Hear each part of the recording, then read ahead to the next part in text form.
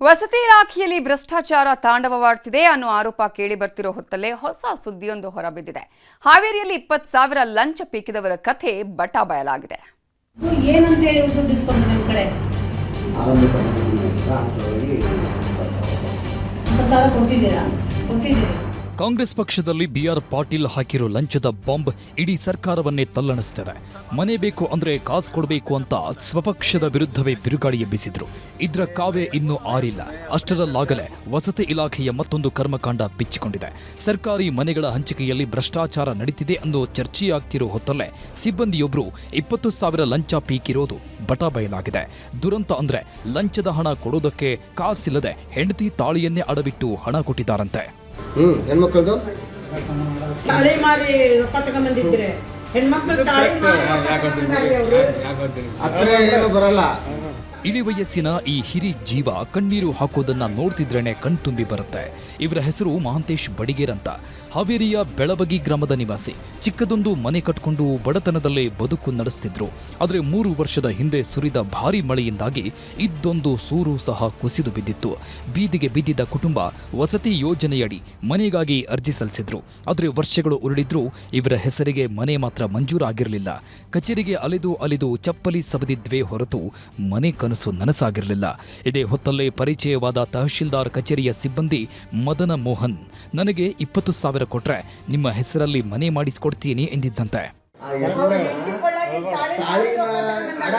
ಅಡ ಇಟ್ಟು ದುಡ್ಡು ತಗೊಂಡು ಕೊಟ್ಟಾನಂದ್ರೆ ಅವ್ರ ಪರಿಸ್ಥಿತಿ 20,000 ಕೊಟ್ರಷ್ಟೇ ಮನೆ ಸಿಗೋದು ಅಂತಿದ್ದಂತೆ ಬಡ ಕುಟುಂಬ ಕಂಗಾಲಾಗಿತ್ತು.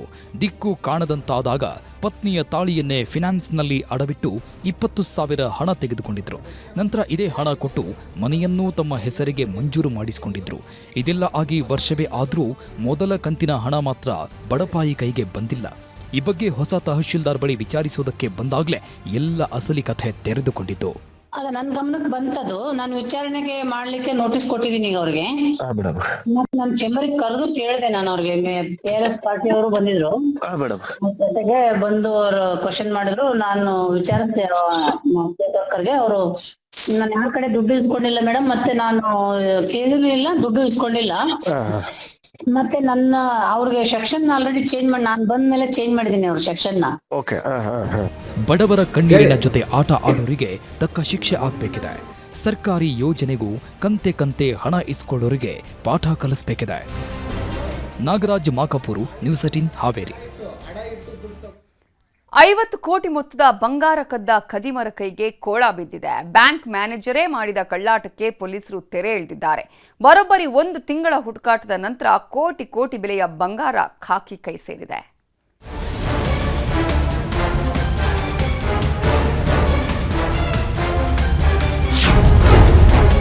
ಬ್ಯಾಂಕ್ ಮ್ಯಾನೇಜರ್ ಸ್ಕೆಚ್, ಕೋಟಿ ಲೂಟಿ. ಕದ್ದು ಕುಬೇರರಾದ ಇತಿಹಾಸವೇ ಇಲ್ಲ. ಇನ್ನೊಬ್ಬರ ಗಂಟು ಎಗರಿಸಿ ಗಂಟು ಮಾಡಿದವರೂ ಉಳಿದಿಲ್ಲ.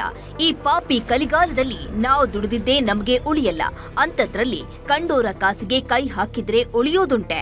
ಬ್ಯಾಂಕ್ ಮ್ಯಾನೇಜರ್ ಒಬ್ಬನ ಕಳ್ಳಾಟಕ್ಕೆ ವಿಜಯಪುರ ಪೊಲೀಸರು ಅಕ್ಷರಶಃ ಕಂಗಾಲಾಗಿ ಹೋಗಿದ್ರು.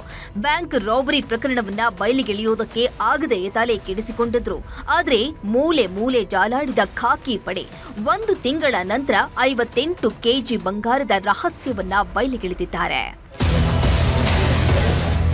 ಕಳೆದ ಮೇ 25ನೇ ತಾರೀಕು ವಿಜಯಪುರ ಜಿಲ್ಲೆಯ ಬಸವನ ಬಾಗೇವಾಡಿ ತಾಲೂಕಿನ ಮನಗೂಳಿ ಪಟ್ಟಣದ ಕೆನರಾ ಬ್ಯಾಂಕ್ನಲ್ಲಿ ದೊಡ್ಡ ದರೋಡೆಯೊಂದು ನಡೆದಿತ್ತು.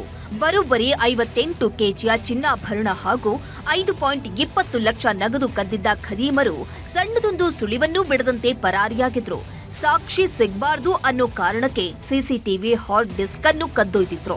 ಹೀಗಾಗಿ ಪೊಲೀಸರು ಎಷ್ಟೇ ಸರ್ಕಸ್ ಮಾಡಿದ್ರೂ ಕಳ್ಳರ ಜಾಡು ಹಿಡಿಯೋದಕ್ಕೆ ಆಗಿರಲಿಲ್ಲ.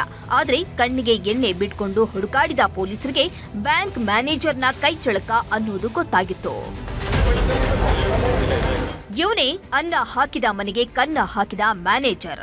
ಇದೇ ಬ್ಯಾಂಕ್ನಲ್ಲಿ ಮ್ಯಾನೇಜರ್ ಆಗಿದ್ದ ವಿಜಯ್ ಕುಮಾರ್ಗೆ ಬ್ಯಾಂಕ್ನ ಗಂಟಿನ ಮೇಲೆ ಕಣ್ಣು ಬಿದ್ದಿದೆ. ಹೀಗಾಗಿಯೇ ತನ್ನ ಸಹೋದರ ಹಾಗೂ ಗೆಳೆಯನನ್ನ ಕರ್ಕೊಂಡು ಬಂದು ನಕಲಿ ಕೀ ಮೂಲಕ ಬ್ಯಾಂಕ್ ರಾಬರಿ ಮಾಡಿದ್ದ. ವಾಪಸ್ ಹೋಗುವಾಗ ಅನುಮಾನ ಬಾರದೇ ಇರಲಿ ಅಂತ ಮಾಟ ಮಂತ್ರದ ಸೀನ್ ಕ್ರಿಯೇಟ್ ಮಾಡಿದ್ರು. ಇಂಟ್ರೆಸ್ಟಿಂಗ್ ಅಂದ್ರೆ ಇದೇ ವಿಜಯ್ ಕುಮಾರ್ ಇತ್ತೀಚೆಗೆ ಬೇರೆ ಬ್ಯಾಂಕ್ಗೆ ವರ್ಗಾವಣೆ ಆಗಿದ್ದಂತೆ. ಹೀಗಾಗಿ ತನ್ನ ಮೇಲೆ ಅನುಮಾನ ಬರಲ್ಲ ಅಂದ್ಕೊಂಡಿದ್ದ. ಮತ್ತು ಇವರಿಗೆ ಎಲ್ಲೆಲ್ಲಿ CCTVಗಳು ಇರ್ತವೆ, ಏನಿರ್ತವೆ ಅನ್ನೋದೆಲ್ಲ ಗೊತ್ತಿರುತ್ತೆ. ಅವುಗಳನ್ನು ಎಲ್ಲ ಡೈವರ್ಟ್ ಮಾಡಿ ಇಟ್ಟಿರ್ತಾರೆ. ಅಲ್ಲಿ ಬ್ಲ್ಯಾಕ್ ಮ್ಯಾಜಿಕ್ಕನ್ನು ಮಾಡಿ ಒಂದು ದಾರಿ ತಪ್ಪಿಸುವಂಥ ಒಂದು ಮಾರ್ಗವನ್ನು ಅವರು ಕೈಗೊಂಡಿದ್ದಾರೆ. ಈಗ ಈ ಪ್ರಕರಣದಲ್ಲಿ ಮಾಡಿದವರು ಯಾರು ಅನ್ನೋದನ್ನ ಭೇದಿಸುವುದರಲ್ಲಿ ಯಶಸ್ವಿಯಾಗಿದೆ. ಒಟ್ನಲ್ಲಿ ಕೆಜಿ ಚಿನ್ನ ಕದ್ದು ಗೋವಾ ಸೇರಿದವರಿಗೆ ಖಾಕಿ ಖೆಡ್ಡ ತೋಡಿದೆ. ಒಳ್ಳೆ ಕೆಲಸದಲ್ಲಿ ಇದ್ಕೊಂಡೇ ಕಂಡೋರ ಕಾಸಿಗೆ ಕೈ ಹಾಕಿದವ ಈಗ ಕೈ ಹಿಸುಕಿಕೊಳ್ಳುವಂತಾಗಿದೆ. ಗುರುರಾಜ್, ನ್ಯೂಸ್ 18, ವಿಜಯಪುರ.